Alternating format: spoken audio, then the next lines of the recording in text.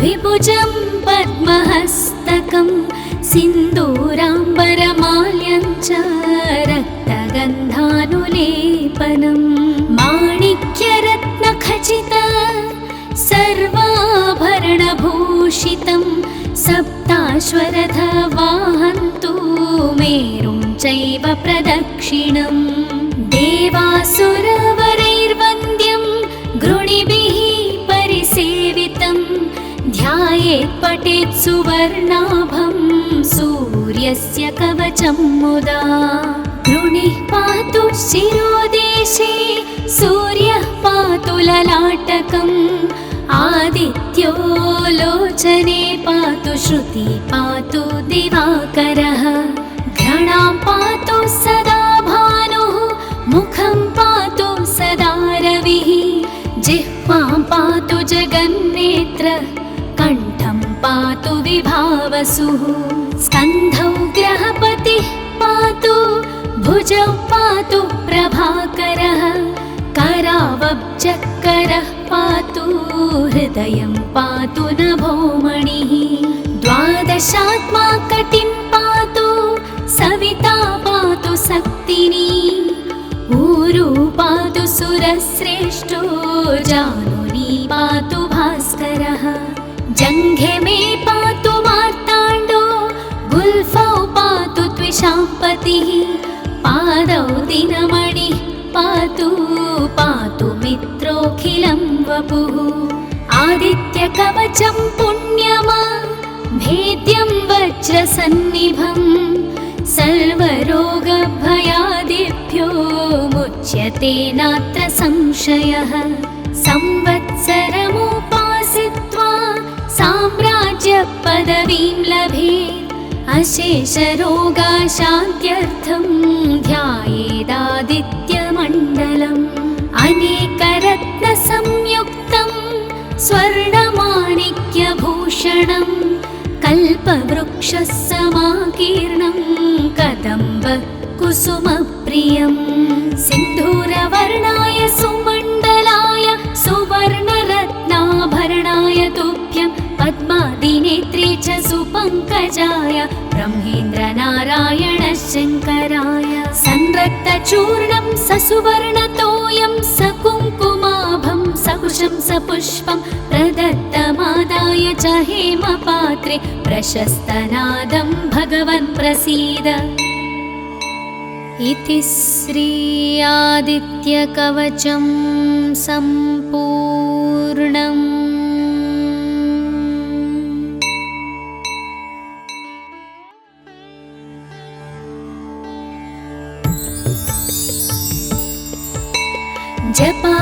जपाकुसुमसङ्काशं द्विभुजं पद्महस्तकं सिन्दूराम्बरमाल्यं च रक्तगन्धानुलेपनं माणिक्यरत्नखचित सर्वाभरणभूषितं सप्ताश्वरथवाहन्तु मेरुं चैव प्रदक्षिणं देवासुरवरैर्वन्द्यं गृणिभिः परिसेवितं ध्यायेत् पठेत् सुवर्णाभं सूर्यस्य कवचं मुदा गृणिः पातु शिरोदेशे सूर्यः पातु ललाटकम् आदित्यो लोचने पातु श्रुति पातु दिवाकरः घ्राणां पातु सदा भानुः मुखं पातु सदा रविः जिह्वां पातु जगन्नेत्र कण्ठं पातु विभावसुः स्कन्धौ ग्रहपतिः पातु भुजौ पातु प्रभाकरः करावब्जकरः पातु हृदयं पातु नभोमणिः द्वादशात्मा कटिं पातु सविता पातु शक्तिनी ऊरु पातु सुरश्रेष्ठो जानुनी पातु भास्करः जङ्घे मे पातु मार्ताण्डो गुल्फौ पातु त्विषाम्पतिः पादौ दिनमणिः पातु पातु मित्रोऽखिलं वपुः आदित्यकवचं पुण्यमा वज्रसन्निभं सर्वरोगभयादिभ्यो मुच्यते नात्र संशयः। संवत्सरमुपासित्वा साम्राज्यपदवीं लभेत् अशेषरोगाशान्त्यर्थं ध्यायेदादित्यमण्डलम्। अनेकरत्नसंयुक्तं स्वर्णमाणिक्यभूषणं कल्पवृक्षसमाकीर्णं कदम्बकुसुमप्रियं। सिन्धूरवर्णाय सुमण्डलाय सुवर्णरत्नाभरणाय तुभ्यं पद्मादिनेत्रे च सुपङ्कजाय ब्रह्मेन्द्रनारायण शङ्कराय। संरक्तचूर्णं ससुवर्णतोयं सकुङ्कुमाभं सकुशं सपुष्पं प्रदत्तमादाय च हेमपात्रे प्रशस्तनादं भगवन् प्रसीद। इति श्री आदित्यकवचं सम्पूर्णम्।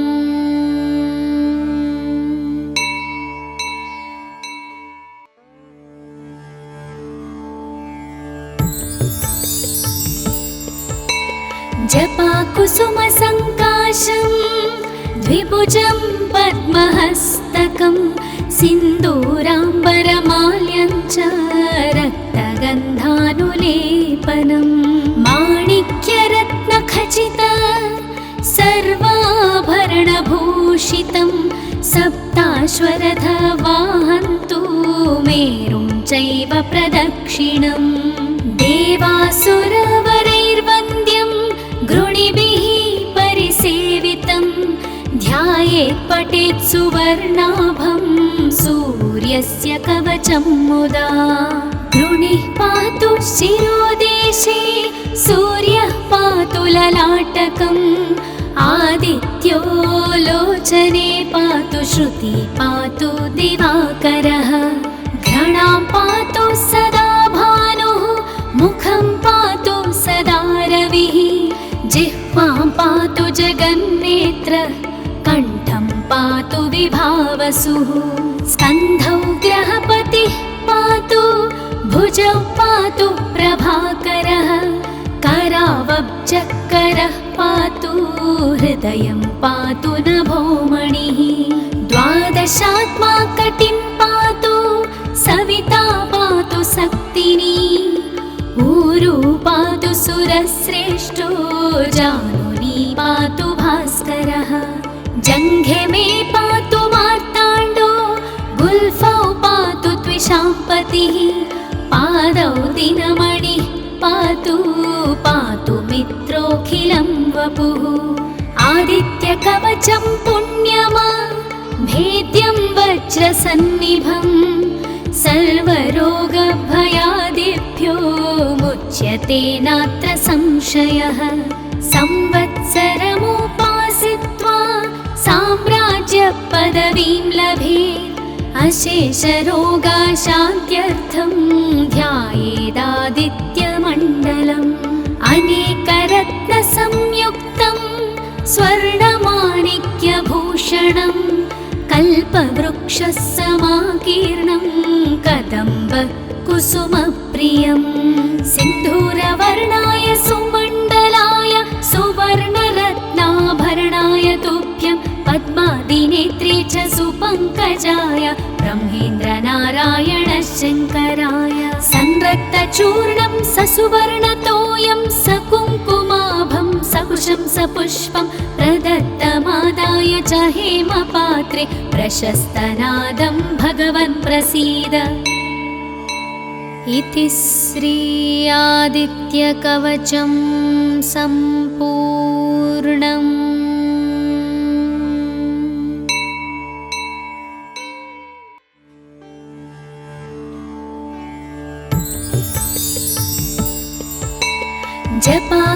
जपाकुसुमसङ्काशं द्विभुजं पद्महस्तकं सिन्दूराम्बरमाल्यं च रक्तगन्धानुलेपनं माणिक्यरत्नखचित सर्वाभरणभूषितं सप्ताश्वरथवाहन्तु मेरुं चैव प्रदक्षिणम् देवासुरवरैर्वन्द्यं गृणिभिः परिसेवितं ध्यायेत् पठेत् सुवर्णाभं सूर्यस्य कवचं मुदा गृणिः पातु शिरोदेशे सूर्यः पातु ललाटकम् आदित्यो लोचने पातु श्रुति पातु दिवाकरः घ्राणां पातु सदा भानुः मुखं पातु सदा रविः जिह्वां पातु जगन्नेत्र कण्ठं पातु विभावसुः स्कन्धौ ग्रहपतिः पातु भुजौ पातु प्रभाकरः करावब्जकरः पातु हृदयं पातु नभोमणिः द्वादशात्मा कटिं पातु सविता पातु सक्तिनी ऊरु पातु सुरश्रेष्ठो जानुनी पातु भास्करः जङ्घे मे पातु मार्ताण्डो गुल्फौ पातु त्विषाम्पतिः पादौ दिनमणिः पातु पातु मित्रोऽखिलं वपुः आदित्यकवचं पुण्यमा भेद्यं वज्रसन्निभम् सर्वरोगभयादिभ्यो मुच्यते नात्र संशयः संवत्सरमुपासित्वा साम्राज्यपदवीं लभेत् अशेषरोगाशान्त्यर्थं ध्यायेदादित्यमण्डलम् अनेकरत्नसंयुक्तं स्वर्णमाणिक्यभूषणं कल्पवृक्षसमाकीर्णं कदम्बकुसुमप्रियं सिन्धूरवर्णाय सुमण्डलाय सुवर्णरत्नाभरणाय तुभ्यं पद्मादिनेत्रे च सुपङ्कजाय ब्रह्मेन्द्रनारायण शङ्कराय संरक्तचूर्णं ससुवर्णतोयं सकुङ्कुमाभं सकुशं सपुष्पं प्रदत्तमादाय च हेमपात्रे प्रशस्तनादं भगवन् प्रसीद इति श्री आदित्यकवचं सम्पूर्णम्।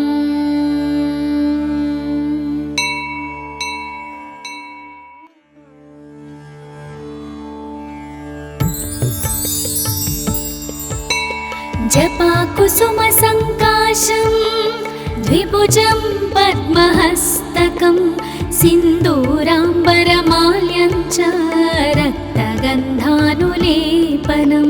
माणिक्यरत्नखचित सर्वाभरणभूषितं सप्ताश्वरथवाहन्तु मेरुं चैव प्रदक्षिणम् देवासुरवरैर्वन्द्यं गृणिभिः परिसेवितं ध्यायेत् पठेत् सुवर्णाभं सूर्यस्य कवचं मुदा गृणिः पातु शिरोदेशे सूर्यः पातु ललाटकम् आदित्यो लोचने पातु श्रुति पातु दिवाकरः घ्राणां पातु सदा भानुः मुखं पातु सदा रविः जिह्वां पातु जगन्नेत्र कण्ठं पातु विभावसुः स्कन्धौ ग्रहपतिः पातु भुजौ पातु प्रभाकरः करावब्जकरः पातु हृदयं पातु नभोमणिः द्वादशात्मा कटिं पातु सविता पातु सक्तिनी ऊरु पातु सुरश्रेष्ठो जानुनी पातु भास्करः जङ्घे मे पातु मार्ताण्डो गुल्फौ पातु त्विषाम्पतिः पादौ दिनमणिः पातु पातु मित्रोऽखिलं वपुः आदित्यकवचं पुण्यमा भेद्यं वज्रसन्निभम् सर्वरोगभयादिभ्यो मुच्यते नात्र संशयः संवत्सरमुपासित्वा साम्राज्यपदवीं लभेत् अशेषरोगाशान्त्यर्थं ध्यायेत्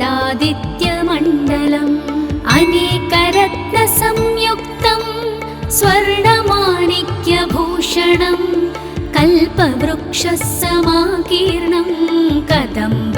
कुसुमप्रियं सिन्धूरवर्णाय सुमण्डलाय सुवर्णरत्नाभरणाय तुभ्यं पद्मादिनेत्रे च सुपङ्कजाय ब्रह्मेन्द्रनारायण शङ्कराय संरक्तचूर्णं ससुवर्णतोयं सकुङ्कुमाभं सकुशं सपुष्पं प्रदत्तमादाय च हेमपात्रे प्रशस्तनादं भगवन् प्रसीद। इति श्री आदित्यकवचं सम्पूर्णम्।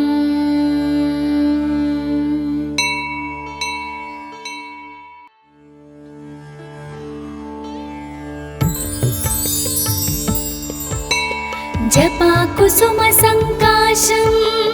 द्विभुजं पद्महस्तकं सिन्दूराम्बरमाल्यं च रक्तगन्धानुलेपनं माणिक्यरत्नखचित सर्वाभरणभूषितं सप्ताश्वरथवाहन्तु मेरुं चैव प्रदक्षिणम् देवासुरवरैर्वन्द्यं गृणिभिः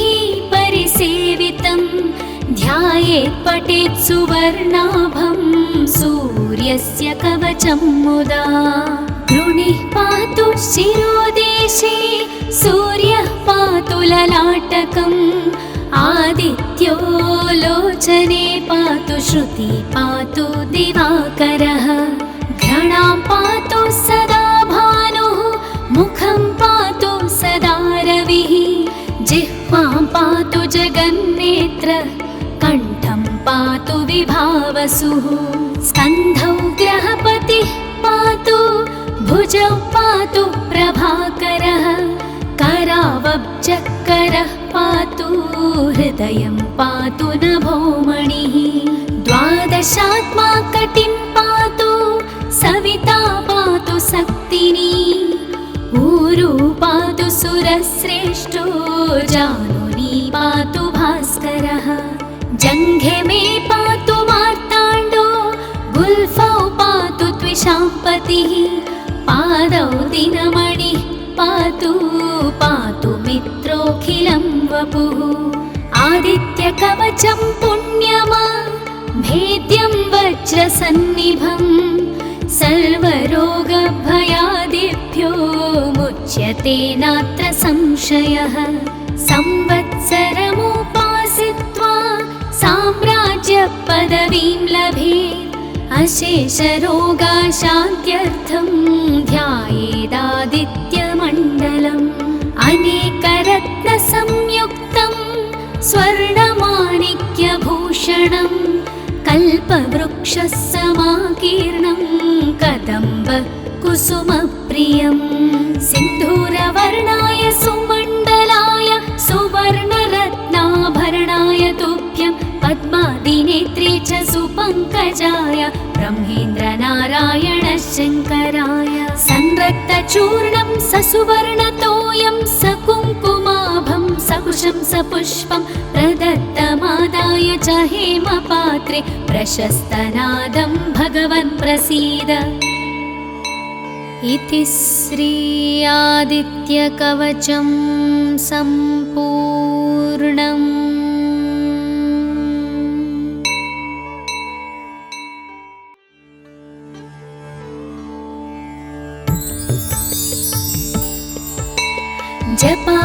जपाकुसुमसङ्काशं द्विभुजं पद्महस्तकं सिन्दूराम्बरमाल्यं च रक्तगन्धानुलेपनं माणिक्यरत्नखचित सर्वाभरणभूषितं सप्ताश्वरथवाहन्तु मेरुं चैव प्रदक्षिणम् देवासुरवरैर्वन्द्यं गृणिभिः परिसेवितं ध्यायेत् पठेत् सुवर्णाभं सूर्यस्य कवचं मुदा गृणिः पातु शिरोदेशे सूर्यः पातु ललाटकम् आदित्यो लोचने पातु श्रुति पातु दिवाकरः सदा भानुः मुखं पातु सदा रविः जिह्वां पातु जगन्नेत्र कण्ठं पातु विभावसुः स्कन्धौ ग्रहपतिः पातु भुजौ पातु प्रभाकरः करावब्जकरः पातु हृदयं पातु नभोमणिः द्वादशात्मा कटिं पातु सविता पातु शक्तिनी ऊरू पातु सुरश्रेष्ठो जानुनी पातु भास्करः जङ्घे मे पातु मार्ताण्डो गुल्फौ पातु त्विषाम्पतिः पादौ दिनमणिः पातु पातु मित्रोऽखिलं वपुः आदित्यकवचं पुण्यमा भेद्यं वज्रसन्निभं सर्वरोगभयादिभ्यो मुच्यते नात्र संशयः संवत्सरमुपासित्वा साम्राज्यपदवीं लभेत् अशेषरोगाशान्त्यर्थं ध्यायेदादित्यमण्डलम् अनेकरत्नसंयुक्तं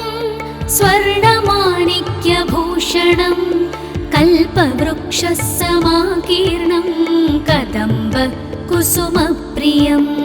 सिन्धूरवर्णाय सुमण्डलाय सुवर्णरत्नाभरणाय तुभ्यं पद्मादिनेत्रे च सुपङ्कजाय ब्रह्मेन्द्रनारायण शङ्कराय संरक्तचूर्णं ससुवर्णतोयं सकुङ्कुमाभं सकुशं सपुष्पं प्रदत्तमादाय च हेमपात्रे प्रशस्तनादं भगवन् प्रसीद इति श्री आदित्यकवचं सम्पूर्णम्।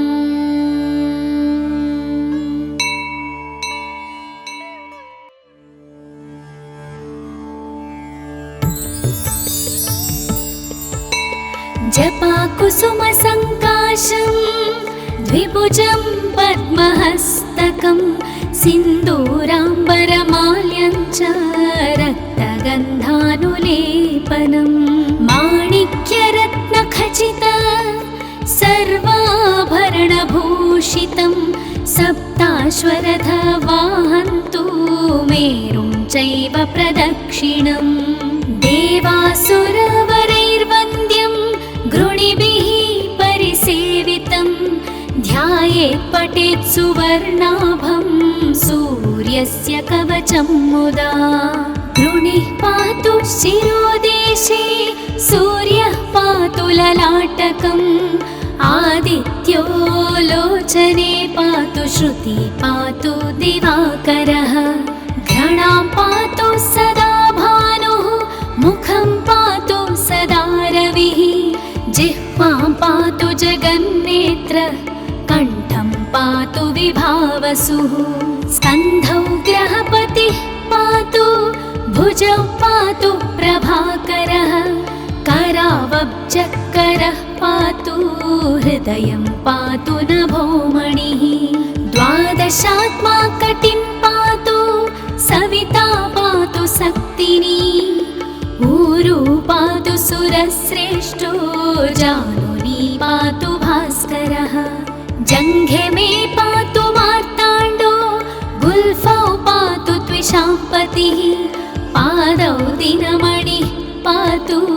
पातु मित्रोऽखिलं वपुः आदित्यकवचं पुण्यमा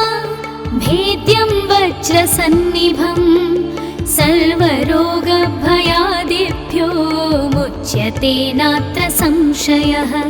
संवत्सरमुपासित्वा साम्राज्यपदवीं लभेत् अशेषरोगाशान्त्यर्थं ध्यायेदादित्यमण्डलम् अनेकरत्नसंयुक्तं स्वर्णमाणिक्यभूषणं कल्पवृक्षसमाकीर्णं कदम्ब कुसुमप्रियं